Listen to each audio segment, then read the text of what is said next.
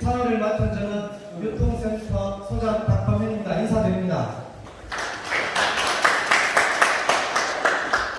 참석해 주신 내빈을 소개해드리겠습니다.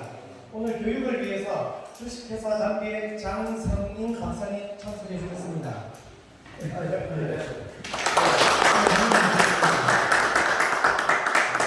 그리고 우리 농협 김강출 조합장님 참석해 주셨습니다. 참석해 주셨습니다.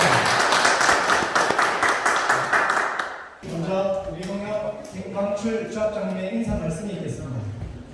지난 3월 8일 날 선거에 당선된 김강출입니다. 다시 한번 인사드리겠습니다. 요사이 이제 시기적으로 많이 바빠진 그런 시기 같습니다. 아마 우리 지역에 포도 이제 공동 출하를 결성해서 아마 이때까지 교육이나 이런 게 잘 없다 보니까 어쨌든 간에 재배 기술이 품질이 좋아야지 어쨌든 간에 경쟁력이 있지 않겠나. 사실 시장에 상품화가 되지 않은 농산물은 설 자리가 없는 것 같습니다.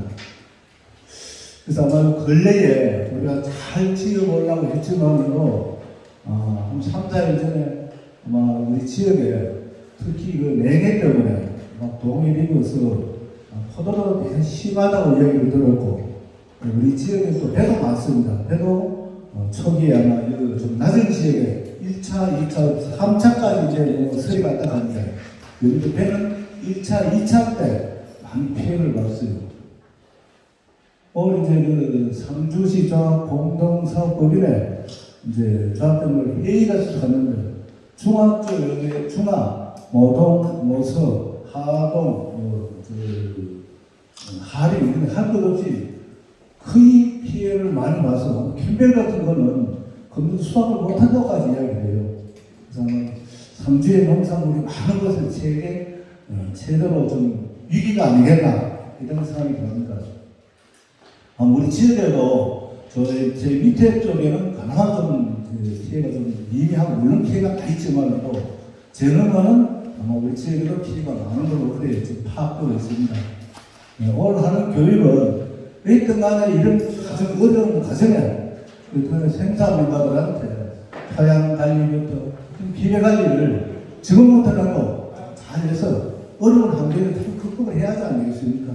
그래서 하나하나 좀 재배 기술을 교육을 시켜서 품질도 좋게 만들어 놓으면은 그 다음에는 농협에서 해야 할 역할입니다. 어디든지 유통, 선별, 포장, 마케팅을 잘해서 조합으로 소득을 높일 수 있는 가세가 농협의 역할 같습니다. 우리 처음에 공동출하가 아직까지는 초기에 출발하는 미미하지만도 우리 배같이 우리 그 직원들하고 저도 같이 열심히 해서 우리 포도 공동출하회가 하나 처음에는 어렵더라도 발표에 나가서 우리 지역에 활동을 할 수 있는 공동출하회가 될 수 있게끔 우리 농협에도 최대한 지원이나 교육은 아끼지 않고 또 다양한 거래처를 확보해서 최대한 마케팅 활동도 열심히 하도록 하겠습니다. 오늘 처음 교육이 아니고 지금부터 교육을 연차적으로 자주 할 예정이 있습니다. 항상 교육은 받으시가 아니고 자기 실천에 옮기고 있던 간에 생산 품질을 내가 어떤 상품을 만들어야지 조합에서 마케팅을 할 수 있지 않겠나. 그런 마음으로 관리를 교육을 잘 받으셔서 어려운 역경에서도 헤쳐나가야 겁니다. 어떤 하나가 우리 농민들이 열심히 할 거니까 오늘 교육 잘 받으시고 이후에라도 항상 이런 교육을 통해서 기술 교육을 전달할 계획이 있으니까 농민하고 협심해서 금년 농사 또 내일도 앞으로도 잘 할 수 있게끔 협조 부탁드리겠습니다. 네, 감사합니다. 장성인 박사님을 소개합니다. 큰 박수 부탁드리겠습니다. 네, 반갑습니다. 저는 사실은 중국에서 농업 관련된 일을 하고 있는 장성입니다.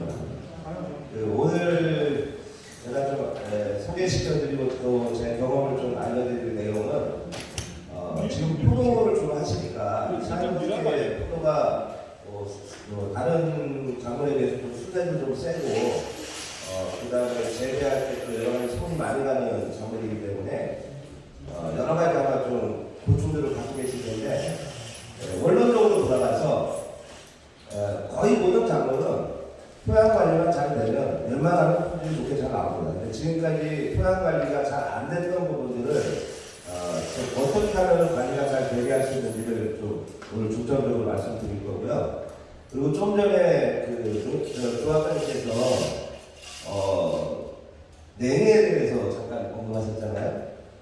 그렇잖아도 제가 얼마 전에 경북 친환경협회 회장님하고 미팅을 한 적이 있었는데 거기 이제 주로 사과 하시는 친환경인데 사과도 이번에 냉해 피해를 많이 받게 되긴 됐나 봐요. 그렇지만 꽤 많은 농가들이 냉해 피해로부터 탈출하셨어요. 이유가 있습니다. 그 뭐냐면 제가 좀 이따 설명드릴 것 중에 당 알코올이라고 하는 원료가 나오는데 쉽게 얘기하면 당이에요, 당. 근데 솔비톤이라고 하는 당이 있어요. 그거를 물에 풀어서 SSB를 연면 시비를 해놨더니 냉해가 잘 안 오는 거예요. 그게 이 코팅을 해서 말하자면 설탕이 물이 그냥 코팅됐다고 생각하시면 되는데 그렇게 했더니 냉해가 잘 안 온다라는 이제 실증 결과가 나와서 지금 요번에 경북 친환경협회 사과 하시는 분들은 그렇게 많이 처리를 하셔가지고 냉해 피해를 좀 많이 피하셨다고 하더라고요. 내년에 한번 참고해서 솔비트를 한번 기억해 주셨다가 사용해 보시면 아마 도움이 되실 거예요. 자, 그럼 제가 이제 오늘 비료하고 주로 이제 비료 쪽하고 토양 개선하는 방식 위주로 말씀드릴 건데요. 제가 첫 페이지에 조금 어려운 내용을 좀 일부러 올려놓는데 사실은 이제 우리가 다 아는 거죠. 여기 보면은 맨 왼쪽에 보면 탄소, 수소, 산소 여기 이제 이 세 가지가 생명체를 이루는 기본 원소들이고 우리가 비료로서 사용하는 거는 이제 대량원소라고 해서 질소, 인산, 칼륨, 간이라 그러죠. 이걸 이게 뭐 잘못 대량원소고요. 그다음에 이제 중량원소는 칼슘, 황, 마그네슘 요거를 주로 중량원소라고 하고 미량원소는 붕소, 몰리빈, 철, 아연, 망간, 구리, 염소 이렇게 그래서 요걸 다 합쳐서 식물의 기본 원소 16, 17가지라고 표현을 하죠. 근데 이렇게만 가지고 농사를 지으면 그 농산물은 품질도 별로고 수확량이라든가 여러 면에서 안 좋아요. 이런 원소만 갖고 농사 짓는 방식이 수경재배입니다. 수경재배. 근데 수경재배는 저는 돈 좀 안 사 먹어요. 우리 몸에 좋은 성분들은 거의 없다고 봐야 돼. 그냥 모양만 딸기, 모양만 토마토 뭐 이런 거죠. 근데 이제 우리는 이런 원소 외에 아주 다양한 미네랄들이 이렇게 많다는 거죠. 여기서 보시면 노란색으로 되어 있는 17가지 원소가 있어요. 요걸 시토류라고 그러거든요. 네, 좀 이따가 말씀드릴 건데 요 시토류가 샤인머스켓 재배하실 때 포도 안에 경도를 좋게 해서 칼슘보다 더 좋은 효과가 나타납니다. 그래서 나중에 유통하시고 할 때 저장성이 아주 큰 도움을 받을 수 있는 게 시토류인데 국내에는 시토류가 별로 없기 때문에 별로가 아니라 아예 없기 때문에 중국에서 좀 갖고 오면 좋은데 중국애들이 농업용으로 쓸 수 있는 시토류도 수출을 금지시켜놨어요. 그래서 우리 국내에서는 농가분들이 사용을 못하고 계신데 다행히 제가 작년에 좀 갖고 온 게 있습니다. 이거 좀 말씀드릴 거고요. 그리고 여기 보시면 제가 이렇게 세 개를 이렇게 표시해 놓은 게 있어요. 이것도 이제 나중에 말씀드릴 건데 이게 산소고요. 산소 밑에 우리가 많이 쓰고 있는 황이 있어요. 황 S가 있고 그 밑에 S이라고 이건 셀레늄이라고 하는 겁니다. 이 셀레늄은 뭐냐면 우리가 비타민제 먹을 때 비타민 E 그거가 이제 가장 항산화 효과가 좋다고 해서 그 비타민을 먹게 되는데 이 셀레늄이 비타민 E의 항산화 효과가 1800배 정도 항산화 효과가 더 높습니다. 그래서 지구상에서 이 셀레늄이 가장 강력한 항산화 물질이에요. 그러면 이제 항산화 물질하면 제일 먼저 쉽게 생각할 수 있는 게 노화방지죠. 노화방지. 그러면 이 셀레늄을 우리 포도에다가 넣어갖고 포도에서 셀레늄 함량이 나올 수 있다면 대단한 지능성 농작물이 될 수 있을 거예요. 이게 가능합니다. 가능한 이유가 우리가 좀 황을 별도로 황 제품을 사다가 구매해서 써보신 분들도 계실 거예요. 근데 황 제품 별도로 안 쓰신다 하더라도 이런 데 보면은 이런 데 보는데 이게 이제 비료 우리가 쓰는 비료 전체인데 여기 보면은 황산 마그네슘이라고 있어요. 그리고 또 황산 칼륨이라고 있어요. 그러니까 우리가 굳이 뭐 어떤 제품을 갖다 쓰지 않아도 우리가 사용하고 있는 복합 비료나 단일 비료에 이미 지금 황을 쓰고 계세요. 그러면 그 황을 이제 우리가 이렇게 쓰고 있었는데 이 황을 쓰게 되면 농산물이 맛이 좋아지죠. 좋아지는 이유는 18가지 아미노산을 이제 식물이 만들게 되는데 알려진 것만 18가지지만 실제로는 22가지 아미노산이 있어요. 근데 이 황이 만들어내는 아미노산이 시스테인, 메치오닌 뭐 이런 아미노산은 황아미노산이에요. 황아미노산에서 이 황이 셀레늄하고 교환이 됩니다. 교환이 되면은 그거는 이제 황아미노산에서 황이 빠지고 셀레늄이 들어가면 그건 셀레노아미노산이라고 해요.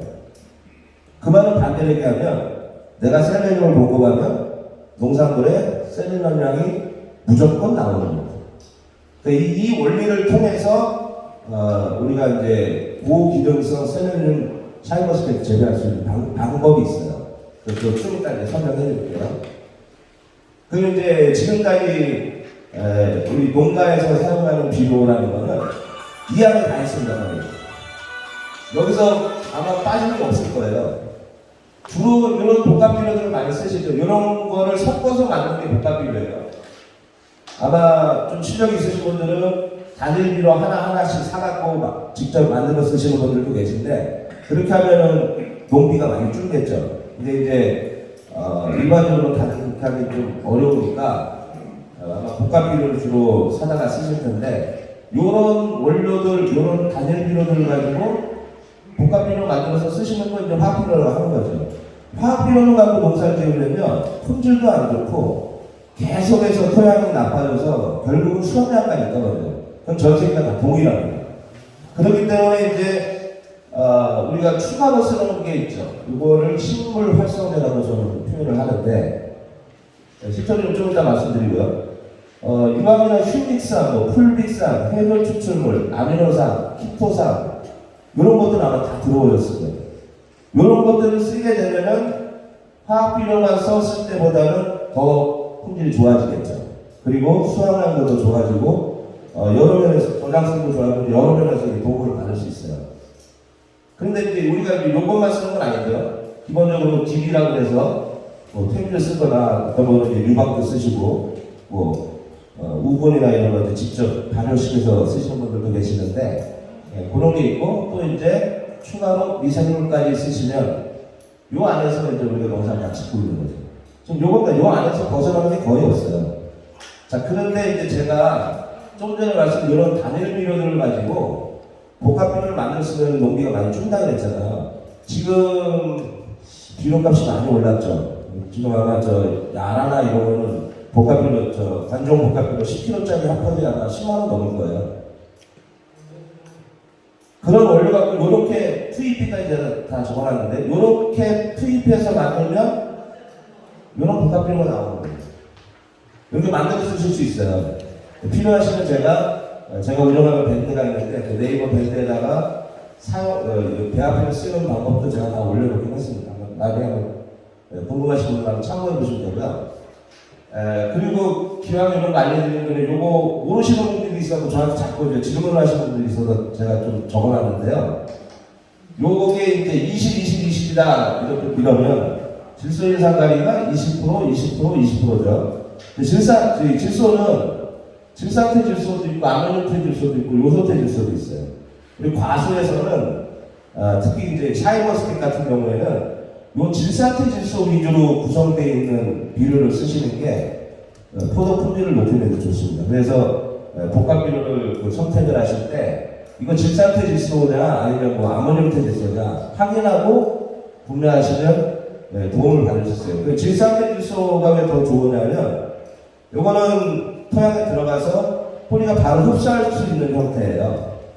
그래서 속효성이라는 거죠. 그래서 이제 흡수가 잘 되는 그런 것도 있지만 또 하나는 아모늄태 질소 같은 경우는 토양에서 질산태 지수로 바뀌어서 흡수가 되기 때문에 시간이 좀 더 걸려요. 그래서 약간 한 4일에서 5일 정도 시간이 더 걸리거든요.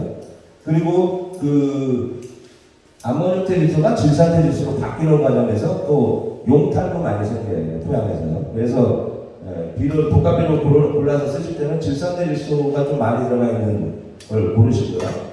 그리고 인산은 대부분 다 비슷합니다. 여기 보면 정인산이 있고 폴린산이 있어요. 이것도 메모해 두세요. 그 나중에 우리가 이제 샤이머스 같은 경우에 당도를 높여야 되는 시기가 있잖아요. 당도를 높일 때 비료 회사들이 요 폴리인산을 씁니다. 이거는 기억해 두셨다가 나중에 이제 당도제 같은 거 구입해서 쓰실 일 있으면 참고해서 이런 걸 쓰세요. 왜 그러냐면 그냥 인산이 여러 개가 이렇게 연결되어 있는 거를 폴리인산이라고 해요. 그러면 이제 우리가 당도가 높아야 되는 시기에 뭐 일조량이 부족하거나 온도가 좀 안 좋거나 이럴 수 있잖아요. 그럴 때 이 폴리인산의 이 고리들이 끊어지면서 에너지를 발생해요.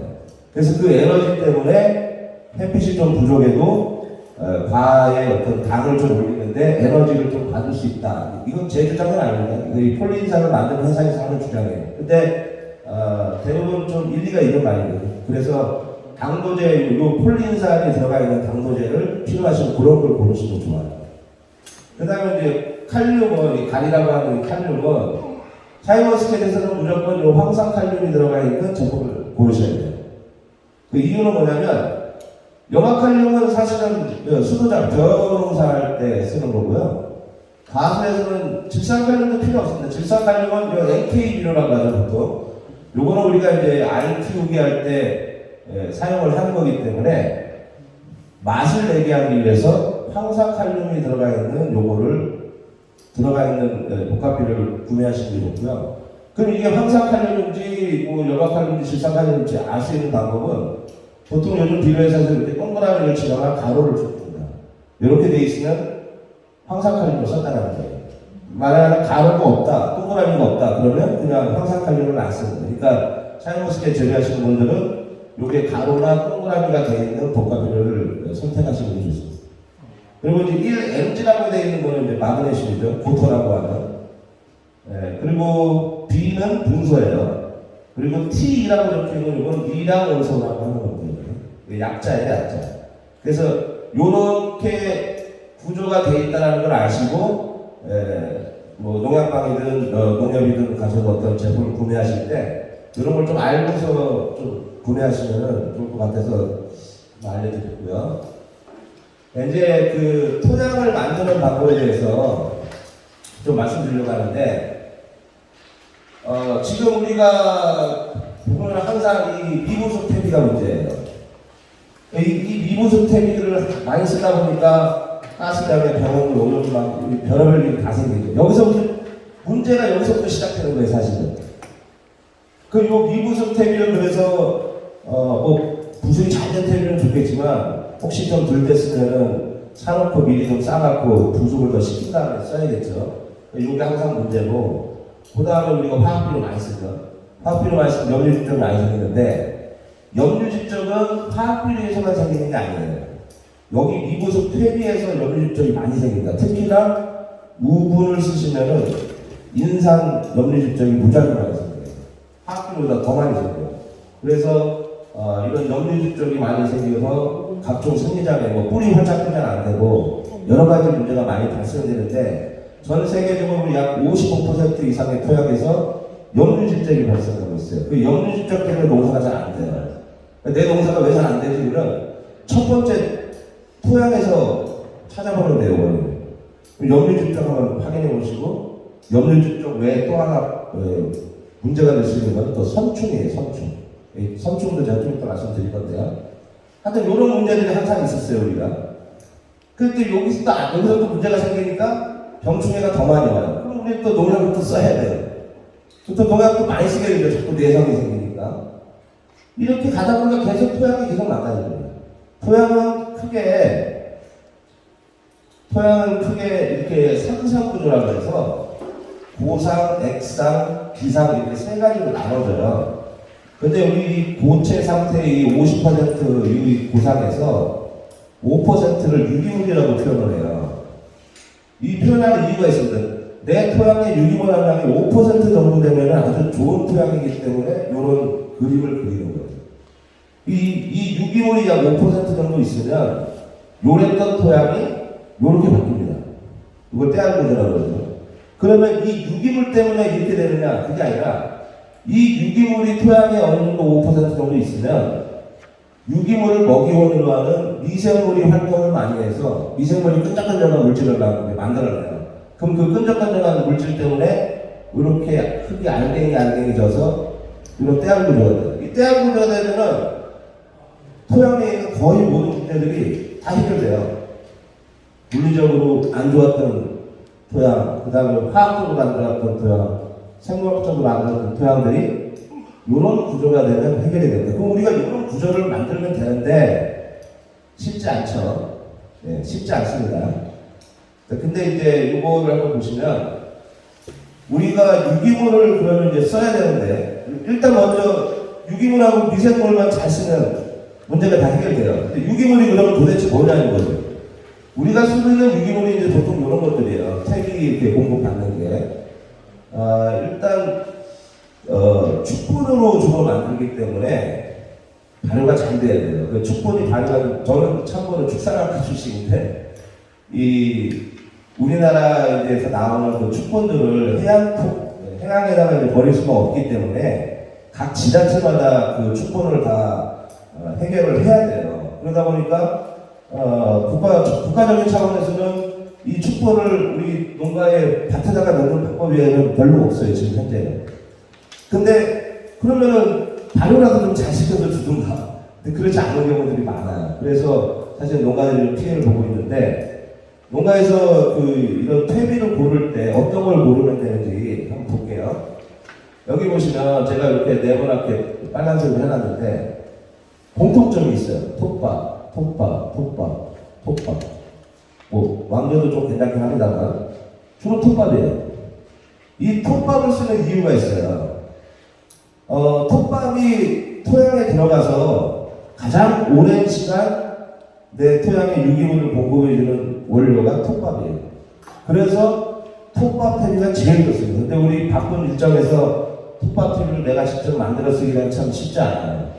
이 톱밥이 발효가 톱밥에는 약간 독성 물질이 있어요. 그래서 생 톱밥을 쓰시면 절대 안 되고 요거를 이제 발효 과정을 거쳐서 보통 한 3, 4개월 발효 과정을 거치는데 그렇게 해서 좀 잘 만든 톱밥. 그러니까 우리가 선택할 때는 어떤 퇴비를 선택한다 했을 때 톱밥 함량이 많은 거를 사시면 제일 나아요. 그나마.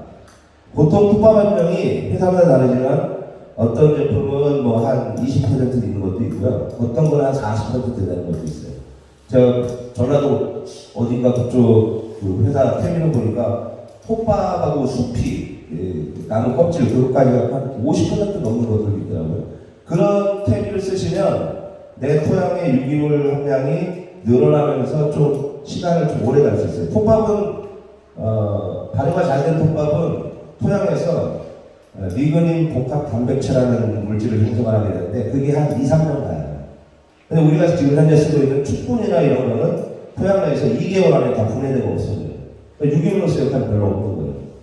그러니까 내 토양에 유기물이 별로 없다 보니까 미생물 환경도 안 좋으니까 뿌리 활착도 잘 안 되고 뿌리가 다 약을 잘 못 먹다 보니까 농사가 잘 안 되는 거예요.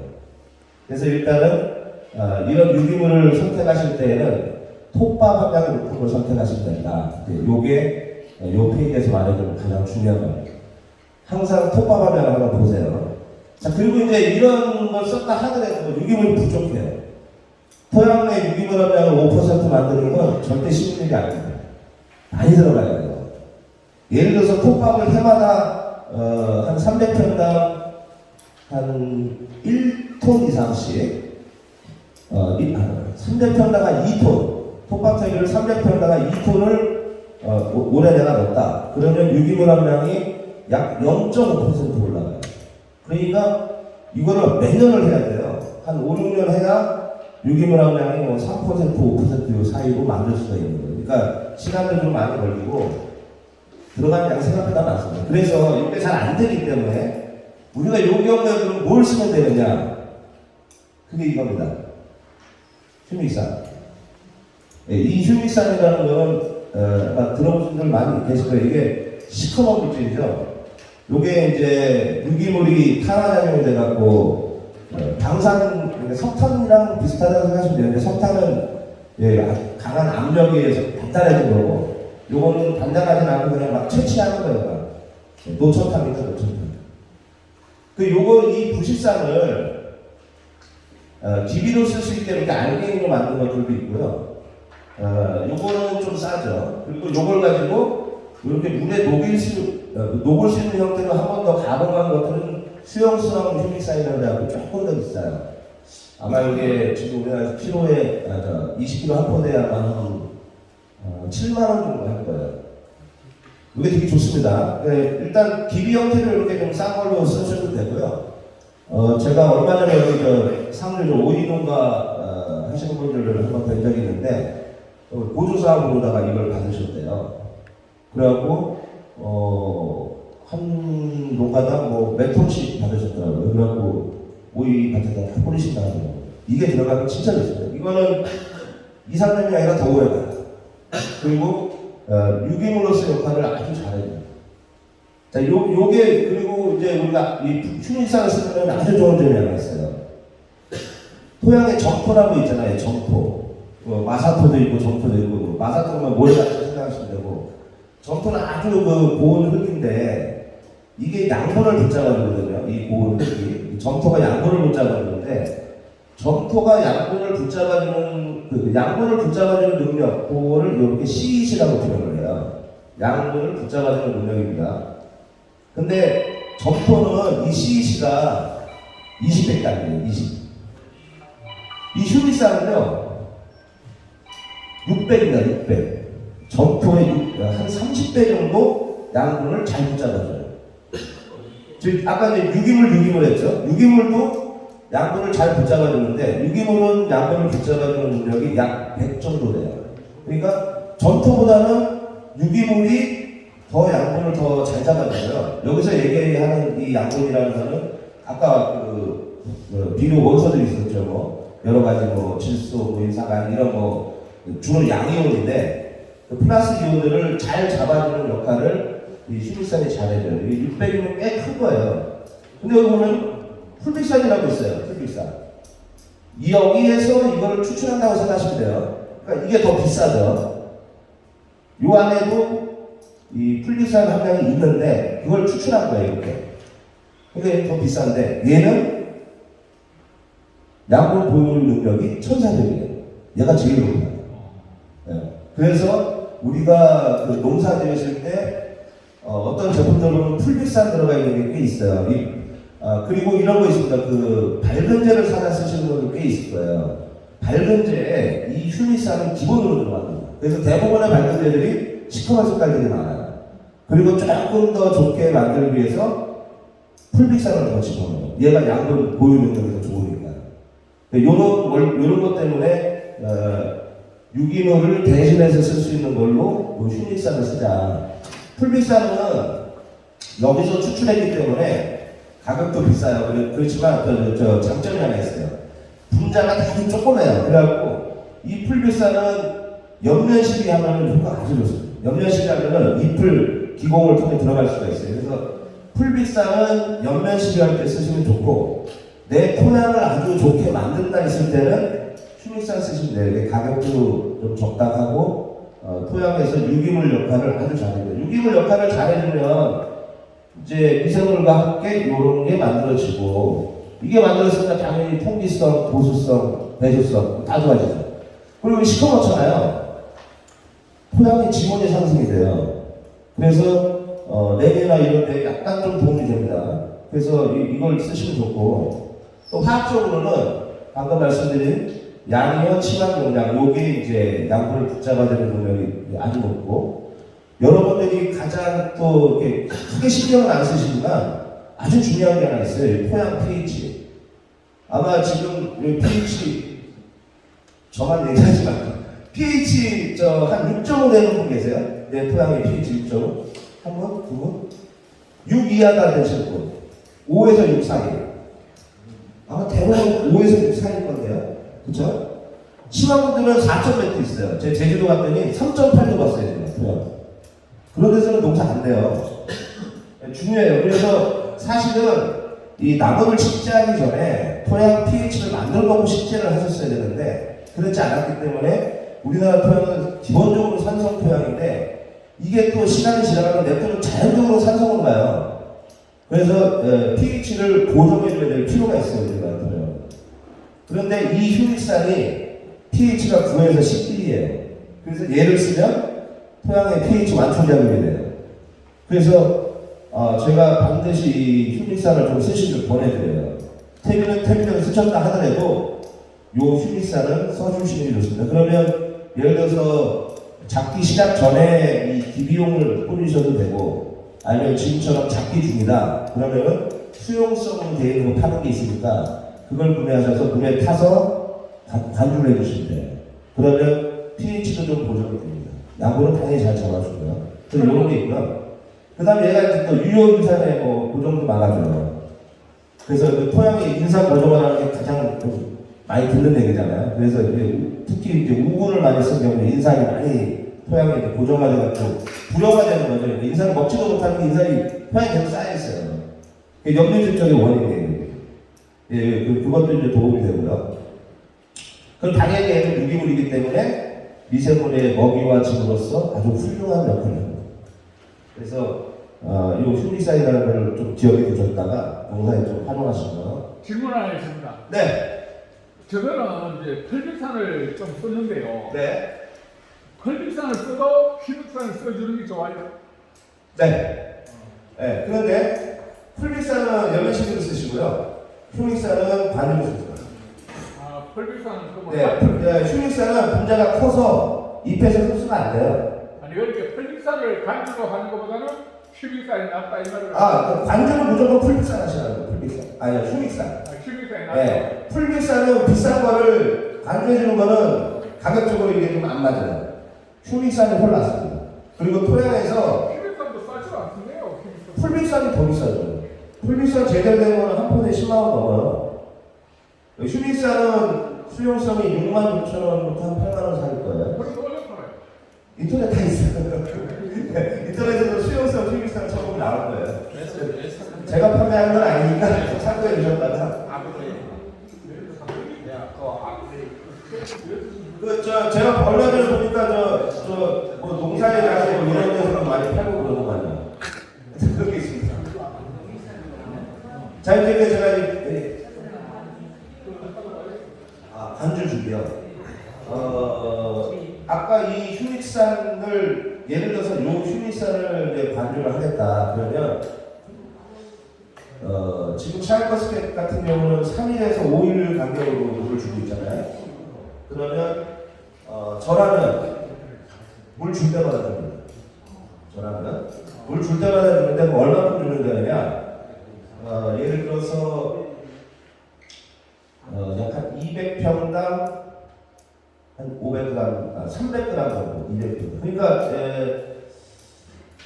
우리가 이제 샤이버스켓이 보통 한 600평 정도씩 하죠. 그 기본이 600평이면은 적게 넣으면 500g, 많이 넣으면 1kg. 그 정도씩에서 물 줄 때마다 주시면 효과가 좋습니다. pH하고 EC가 정상 수치가 나와서 보여줘야 돼.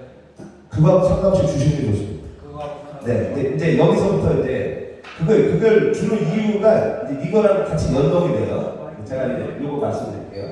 그럼 제가 이제 지금까지 유기물 말씀드렸잖아요. 유기물. 이거는 이제 미생물이에요.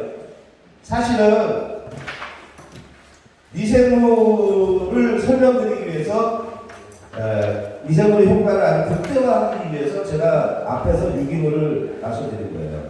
유기물이 어느 정도 있어야 미생물의 효과가 극대화되기 때문에 그러는데, 자, 유기물이 없는 환경에서도 효과를 발휘하기 위해서 여기 답이 있어요. 우리는 미생물이 좋다고 하는데 효과를 왜 못 느낄까? 지금까지 쓰신 미생물 여러 가지 있으셨을 거예요. 근데 효과를 잘 못 느껴요. 그 못 느끼는 가장 큰 이유는 숫자 숫자 싸움이에요. 숫자 싸움. 미생물. 숫자 싸움인데 너무 적은 수의 미생물을 썼기 때문에 효과를 못 보십니다. 예를 들어서 우리가 비료는 소량씩 자주 나눠서 주는 게 식물한테 더 좋아요. 그렇지만 미생물은 안 그래요. 미생물 세계는 지금 내 토양의 미생물 환경이 나쁜 위주로 좀 많이 돼 있을 거예요. 왜냐하면 우리가 관형용법을 하기 때문에 토양에 유용한 미생물들이 그렇게 많지 않아요. 그리고 제초제도 쓰죠. 그다음에 뭐 살균제도 쓰죠. 토양의 미생물 환경이 많이 안 좋은데 그 환경에서 예를 들어서 뭐 시중에 판매되고 있는 게 10의 6승이라고 그러는데 1 뒤에 공이 6개 있으면 10의 6승이에요. 그러면 이제 100만 마리예요. 1g당 100만 마리인데 1g당 100만 마리면 대한민국 법에서는 토양 미생물 제재 허가를 내줘요. 그러니까 10의 6승짜리 제품들이 많아요. 미생물 관련된 제품들을 한번 보시면 대부분 10의 6승부터 시작을 하는데 좀 많아봐야 10의 8승이에요. 네, 대부분은 10의 6승에서 7승 정도 되는 것 같아요. 그러면 그게 어느 정도로 부족한 숫자인지를 제가 한번 계산해 드릴게요. 요게 200평을, 내 토양의 200평을 깊이를 30cm를 해갖고 무게를, 흙의 무게를 해놨어요. 그랬더니 흙의 무게는 2억 g이 돼요. 2억 g은 공이 8개니까 2 곱하기 10의 8승이에요. 이게 내 200평에 있는 30cm 흙의 무게예요. 2억 g이에요. 그러면 내 200평에 만일 1g당 1억 마리가 미생물이 있었다면 사실은 1억 마리까지 없어요. 지금. 근데 이제 우리가 야산에 가서 부엽토 이런 데 보면은 1g당 100억 마리까지 있어요. 근데 우리 밭에는 그렇진 않죠. 자, 근데 이건 이제 가정이에요. 내 토양에 g당 1억 마리가 미생물이 있다면 그러면은 1억 g이니까 이걸 곱하면 되죠. 8 곱하기 더하는 거예요. 그러면 2 곱하기 10이 6,7년수예요. 이 뒤로 공이 16개 있는 거예요. 요만큼이 내 현재 토양의 미생물 숫자라고 생각하시면 돼요. 자, 그러면 이제 내가 어떤 미생물 제품 하나 갖다가 썼어요. 썼는데 대부분 10의 7승입니다. 10의 7승. 그리고 10의 7승이면 그랑당 1000만 마리예요. 1000만 마리짜리를 1리터면 이제 1000g이죠. 1리터를 사용했다고 가정을 하면 1리터는 10의 3승이니까 2에 곱하기 10의 10승이에요. 여기는 16승이었는데 그러면 공이 지금 6개 차이잖아요. 그러면은 얘 한 마리 대 얘는 200만 마리예요. 그럼 내 토양은 200만 마리 미생물 지금 내가 준 미생물은 한 마리가 토양 내에서 200만 마리를 상대해야 돼요. 근데 보면 1g당 1000만 마리 미생물을 쓴 거예요. 1리터 나온 것도. 죄송한 얘기지만 농업기술센터에서 아마 이 정도가 돼요. 농업기술센터 주는 그 1리터짜리 미생물이 그랑당 아마 1000만 마리 정도 될 거예요.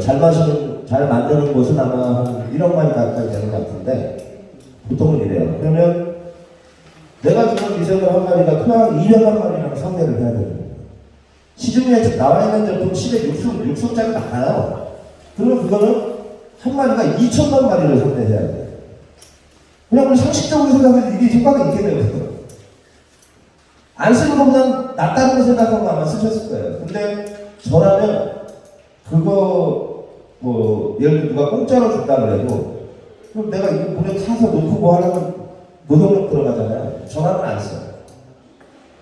미생물을 제대로 쓰시려면 숫자 싸움이에요. 제가 추천하는 거는 약 이 정도입니다. 이게 1대 1000 정도가 되면 엄청난 효과가 나타나요. 근데 우리나라에서는 이런 경험을 해보신 분들이 없어요. 제가 이게 여러 군데 다니면서 말씀드리는 게 이거를 하자라고 말씀드립니다. 지금까지 이런 게 없었어요. 이게 되려면 미생물 제품이 그랑당 1000만 마리 갖고는 택도 없어요. 그랑당 최소한 100억 마리가 돼야 돼요. 그랑당 100억 마리가 되면 이런 계산이 나와요.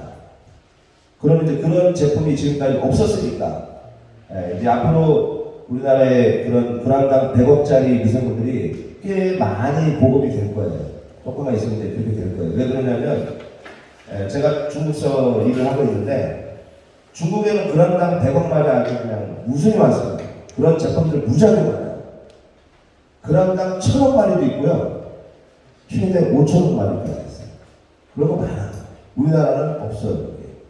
우리나라는 기술이 없어서 그런 건 아닌데 아무튼 이제 생산해서 보급하려면 이게 돈이 안 드니까 좀 그런 것 같아요. 근데 그런 제품들이 있습니다. 근데 그런 제품들을 제가 보여드리고 있습니다. 여기 보시면 첫 번째 바실러스 서브트리스라고 있어요. 뭐 이름은 좀 뭐 잘 외워지진 않을 거예요. 뭐 굳이 외우실 필요는 없고요. 요게 우리가 알고 있는 청국장을 만드는 미생물이에요. 고초균이라고 하는. 요 고초균 서브트리스가 그람당 여기 좀 보면 제조 가능한 그람당 마리수라고 되어 있어요. 그람당 5천억 마리까지 만들 수 있는 게 이 서브트리스예요. 천억이라고 하는 거는 10의 11습이에요. 봉이 11개예요. 5천억까지 만들 수 있어요. 리체리코닉스라고 하는 미생물이 있는데 이게 요즘 우리나라에서 좀 많이 사용되고 있는 미생물 회사들이 이걸 많이 공급하고 있더라고요. 요게 2천억까지 만들 수 있어요. 근데 여러분들이 시중에서 본 리체리코닉스 미생물 중에 제일 많은 숫자를 제가 찾아봤더니 10억 마리, 10억 마리. 그람당 10억 마리짜리를 비싸게 팔고 있더라고요.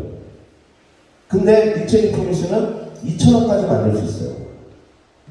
그리고 또 하나 볼게요. 여기 보면 바실러스 아듐로르 캠펜시스라고 있는데 이게 사실 저 과수에서 병충해 예방용으로 요 미생물을 많이 씁니다. 네, 근데 이 바실러스 아듐로르 캠펜시스가 그람당 2천억까지 만들 수 있어요.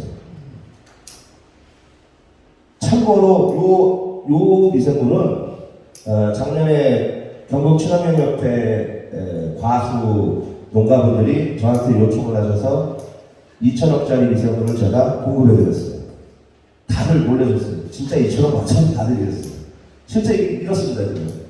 그리고 요 메가트리움이라고 하는 게 있어요. 요것도 1,000억까지 나와요.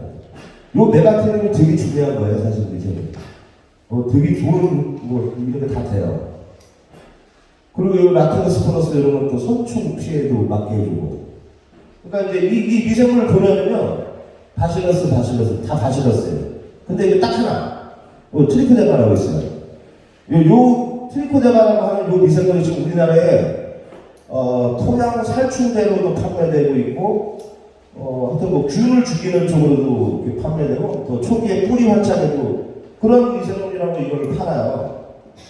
근데 이게 국내 제품들을 제가 다 확인해 보니까 10의 60, 그람당 100만 마리짜리들을 팔고 있더라고요.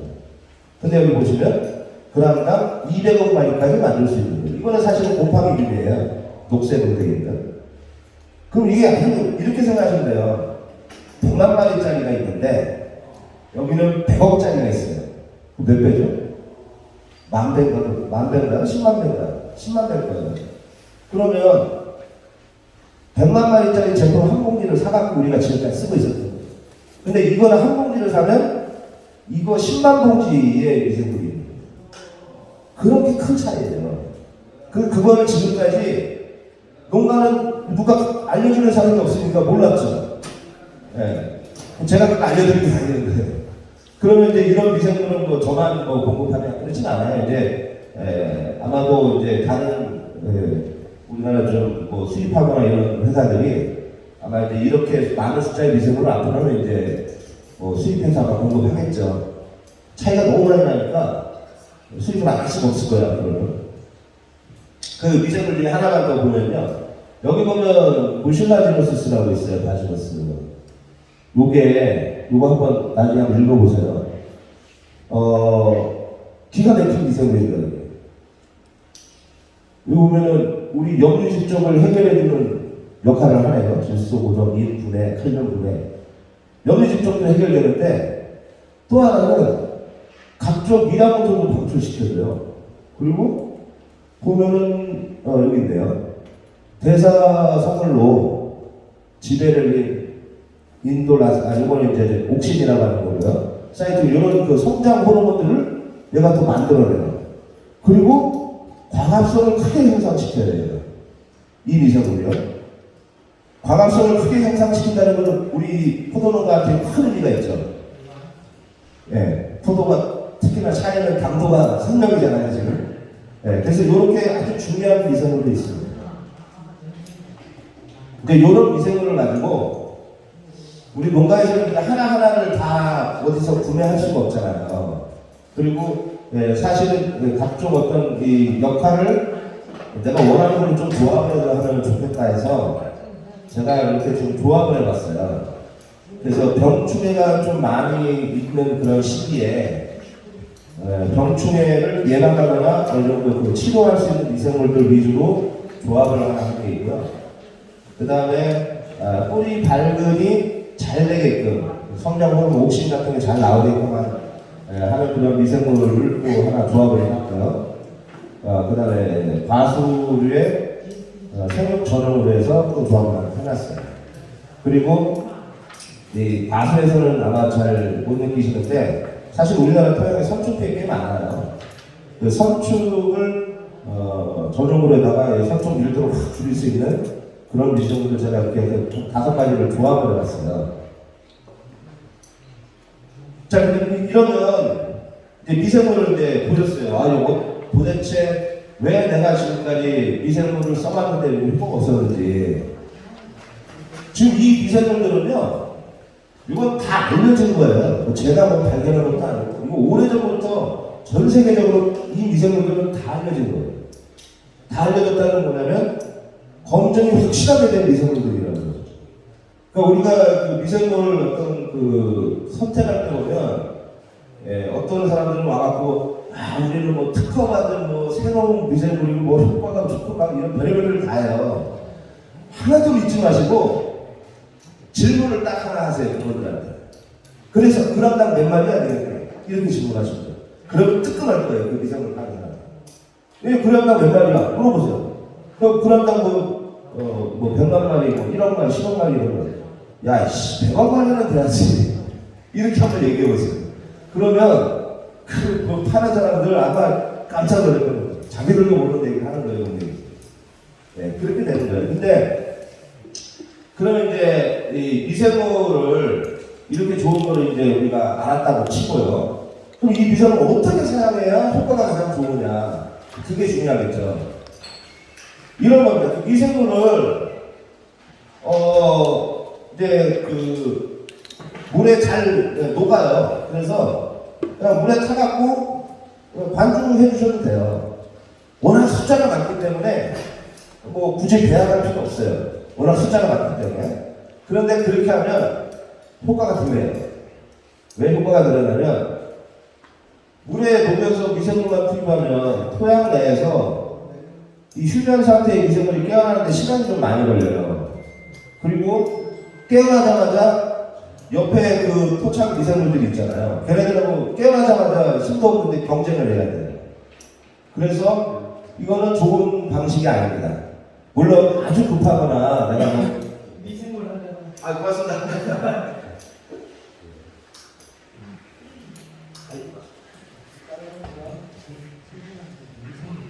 그 미생물을 사용할 때 가장 좋은 방법이 있어요. 다들 알고 뭐 계실 것 같은데 이런 식으로 하는 거 아마 보신 분들 계실지 모르겠어요.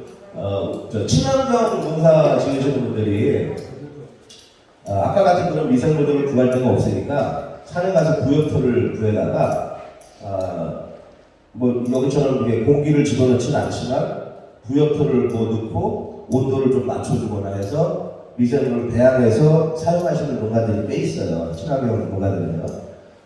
그런 분들도 계시긴 한데 저는 이제 이거를 이렇게 해서 공기를 넣자 그러죠. 공기를 넣어야 되는 이유는 제가 사용하는 미생물들은 거의 다 다시 넣었을 때 얘들이 다 호기성이라고 해서 산소가 있어야 돼요. 산소가 없으면 얘들이 살지를 못하는 애들. 그런 애들은 많은 숫자를 여기다가 넣어놨기 때문에 공기가 많이 필요해요. 그래서 이거는 공기는 단 한 번도 끄면 안 돼요. 사용하실 때가 계속 켜놔야 돼요, 공기는. 온도는 약 30에서 35도를 좋아하는 미생물들이에요. 그럼 이렇게 해서 3일 정도 72시간 정도 후에 600평에다가 이걸 한 번에 다 집어넣는 거예요. 이 500리터. 이게 500리터에다가 미생물 배양키트 좀 이따가 말씀드릴게요. 그렇게 해서 3일을 요양해서 사용하시면 이 여기 안에 있는 미생물들이 깨어나서 활성도가 제일 높았을 때 사용하는 거예요. 그럼 토양에 들어가자마자 그 즉시 일어납니다. 네. 그런데 더 좋은 방법이 하나 있어요. 더 좋은 방법은 여기 있네. 72시간이 아니라 일주일을 배워야 돼요. 일주일 동안 이렇게 냅두면 미생물 활성도도 최고치지만 대사산물도 최고치가 돼요. 미생물의 대사산물. 이 미생물의 대사산물이 하는 역할들이 이런 거예요. 이런 거. 이런 게 다 미생물이 대사산물이라는 거예요. 미생물이 직접 어떤 역할을 하는 게 아니에요. 미생물이 먹고 싼 대사산물 그것들이 우리가 원하는 병충해 예방하고 뭐 뿌리도 더 잘 자라게 하고 여러 가지 역할을 대사산물이라는 거예요. 그래서 이런 식으로다가 일주일을 배양해서 쓰셔도 됩니다.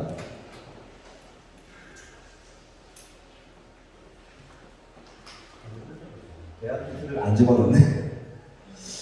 여기에는 이제 자세하게는 제가 안 들어갔는데요. 이렇게 미생물을 배양할 때 여기 보면 배양키트 구성이라고 있잖아요. 제가 이걸 한 이유가 있어요. 어떤 농가는 발근제 한 번씩은 다 사보셨을 거예요. 그 다음에 내가 좀 더 농사가 잘 되기 위해서 아미노산도 사서 써보셨을 거고, 그 다음에 해조 추출물도 사서 써보셨을 거예요. 또 뭐 미량원소도 사서 쓰실 거고, 다 그러신 분 계실 거예요. 그러니까 복합비료나 뭐 어떤 뭐 단일 비료만 쓰시는 게 아니라 그런 걸 다 사서 쓰셨을 건데, 그걸 제가 여기다가 다 집어넣어놨어요. 한 봉지에다 이걸 다 넣었어야 해요. 그래갖고 요거를 여기다 같이 넣어요. 그러면 얘들이 미생물 먹이면 돼요. 그리고 여기다 설탕 2kg를 넣어요. 그래갖고 미생물 넣고 해서 이렇게 배양해서 쓰면은 효과가 최고로 좋아요. 그럼 제가 이제 실제로 예를 보여드릴게요.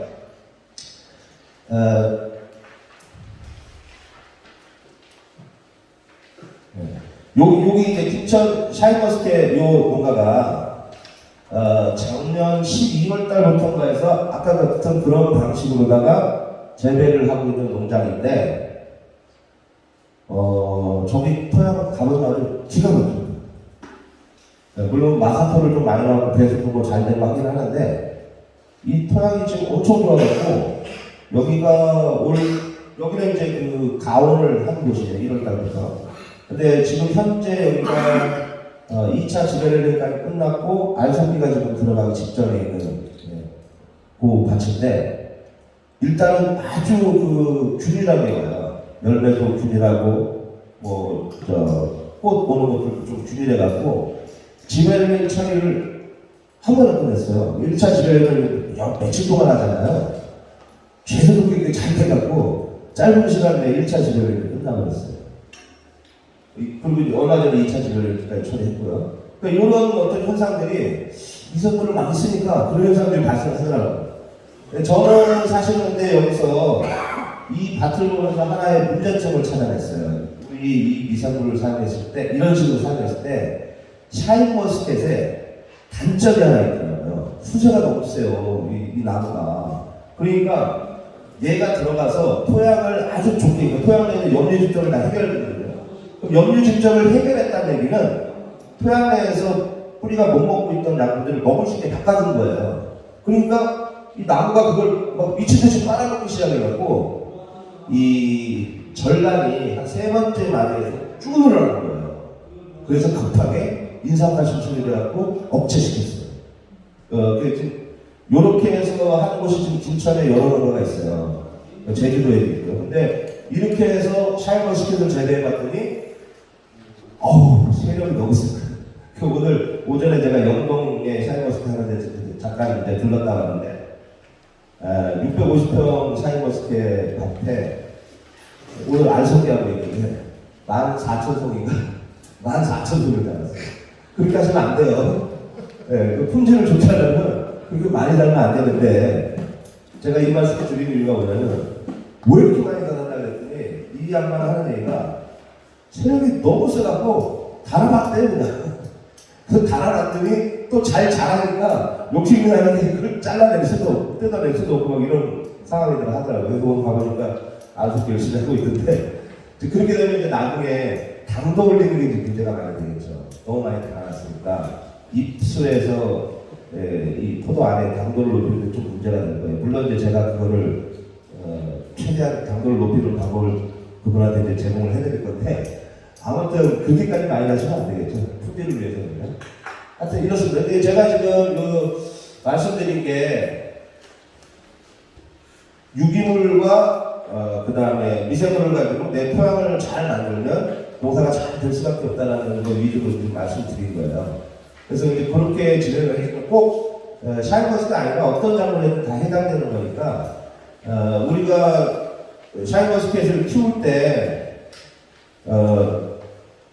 지금은 대부분 다 노지 재배하시는 것 같으니까요. 좀 있으면 이제 집에는 뭐 처리를 해야 될 거고 뭐 순서도 가야겠죠. 요 방식을 제가 한번 좀 알려드릴게요. 이거는 김천에서 샤인머스켓 좀 아주 소문나게 잘하시는 분이 한 분 계시는데 그분이 알을 키우는 방법이에요. 이 비대 관리, 이 알 키우는 방식인데 그분은 제가 지금 말씀드린 그런 미생물이나 배합기트를 다 쓰고 계세요. 그분도 한번 써보시더니 야 샤인머스켓은 그렇게 많이 쓰면 안 돼. 그래갖고 미생물을 조금만 쓰세요. 그래도 충분히 효과를 보고 계시는데 그런 상황에서 비대 관리를 이분은 어떻게 하시냐면 처음에 이제 비대 관리 딱 시작되면 2차 지배력을 처리하면 비대기 시작되는 거잖아요. 거의. 그랬을 때 질산칼슘을 먼저 한번 줘요. 그리고 물을 주는데 물을 3일 간격으로 줍니다. 3일 간격. 그래서 총 45일 동안 물을 3일 간격으로 주는데 3일 간격에서 첫 번째는 질산칼슘을 주고 그 다음에는 19, 19, 19를 줘요. 그분이.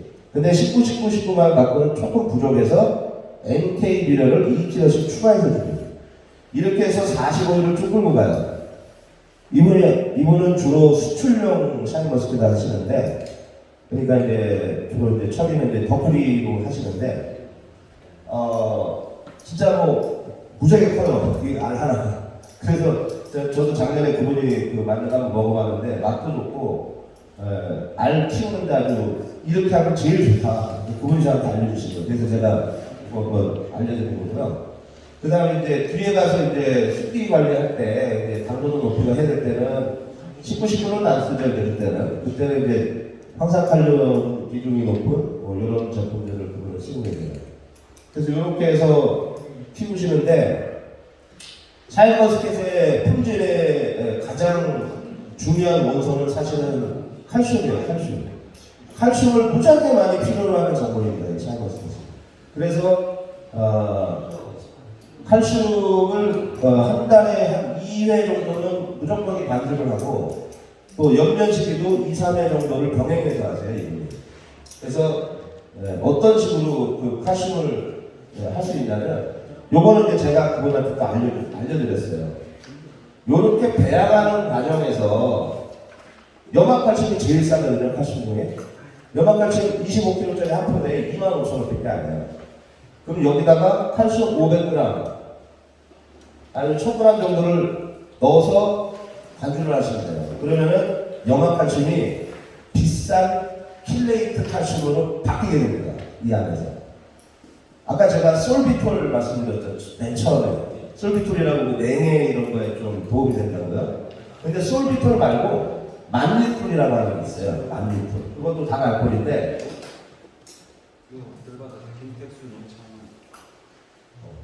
여기 보시면 이 배합액트의 녹색 해조 추출물이 있잖아요. 해조 추출물의 성분을 보면은 만리톨이라는 성분이 있어요. 만리톨은 뭐냐면 여기 성주에 꽃감 만리라고 하잖아요. 꽃감 그 겉면에 하얗게 묻는 거가 그게 만리톨이에요. 그 만리톨이 칼슘을 킬레이트화 시키는 역할을 합니다. 그래서 미생물의 대사산물도 칼슘을 킬레이트화 시켜주고 여기 안에 있는 만리톨도 그런 역할을 해줘요. 그래서 비싼 칼슘제를 사다 쓰지 않고도 이렇게 배양하실 때 칼슘제, 염화칼슘을 한 500g씩 넣어서 한 달에 2번씩 이렇게 관주해 주시면 칼슘 때문에 뭐 문제가 생기는 거나 그런 거는 전혀 없으실 거예요. 그렇게 해서 이제 진행을 대부분 하는데, 제가 이제 올해 새로 재밌는 일을 하나 하고 있습니다. 이건데요. 셀레늄 제가 이제 말씀드릴 건데, 셀레늄이 아까 가장 강력한 항산화물질이라고 했잖아요. 요 셀레늄을 이 페이지가 그거야. 제가 처음 말씀드린 것처럼 요게 시스테인 메치오닌이라고 하는 황 아미노산이에요. 요 두 개가. 근데 여기 있는 황이 셀레늄으로 바뀐 거예요. 이렇게. 여기도 셀레늄으로 이렇게 바뀐 거예요. 그럼 바뀌면 그거를 셀레늄 시스테인, 셀레늄 메치오닌 이렇게 합니다. 그러니까 이거 당연히 자연스럽게 이 과정이 만들어져요. 그래서 농사분에 셀레늄 함량이 나온다. 실제로 그 셀레늄 참외라고 성경에서 지금 하고 있더라고요. 근데 그 함량이 뭐 제대로 나오는지는 아마 잘 안 나오고 있을 거예요. 좀 관리가 잘 안 되는 것 같거든요. 저희는 이거를 아주 관리를 잘해서 진짜로 우리 그 국민들한테 딱 좋은 정도의 함량이 나올 수 있게끔 지금 올해 그 여러 가지 작물에다 실험을 하고 있는데요. 여기 이제 보시면 말씀드렸죠. 셀레늄 함량이 무조건 나온다고요. 우리나라는 토양에 셀레늄 함량이 무지하게 부족해요. 거의 없다고 보시면 돼요. 밭에는 셀레늄 없다고 보시면 돼요. 왜냐하면 외부로부터 셀레늄이 유입되는 게 없어요. 셀레늄이라는 농사에 많은 도움이 됩니다. 이 셀레늄 자체가. 황하고도 비슷한 성질을 갖고 있기 때문에 황이 우리 농사질 때 도움이 많이 되듯이 셀레늄도 농사에 도움이 많이 돼요. 근데 이게 이제 문제가 하나 있어요. 셀레늄이 포도에 예를 들어서 함량이 너무 많이 나오게 되면 사람 몸에 독이 됩니다. 그래서 우리가 이걸 올해 실험을 하는 건데요. 셀레늄은 성인이 하루에 섭취해야 되는 권장량이 있어요. 그 이상을 초과하면 독이 돼요. 그 권장량이 어느 정도냐면 약 200 마이크로그램 정도예요. 그리고 최대치는 400 마이크로그램. 그러니까 마이크로그램이라는 거는 100만 분의 1g이에요. 무지하게 적은 양이에요. 100만 분의 1g이 1마이크로그램이에요. 근데 우리가 하루에 그러면 지금까지 셀레늄을 어느 정도 먹고 있었냐? 약 50마이크로그램 이하에서 지금 우리가 먹고 있어요. 왜냐면 우리나라는 셀레늄 부족하니까요. 셀레늄 함량이 높은 식품들이 있긴 있어요. 브라질 너트라고 하는 견과류가 있는데 그거는 새알만 먹어도 한 200마이크로그램 돼요. 근데 그거 먹으면서 설사하시는 분들이 많아요.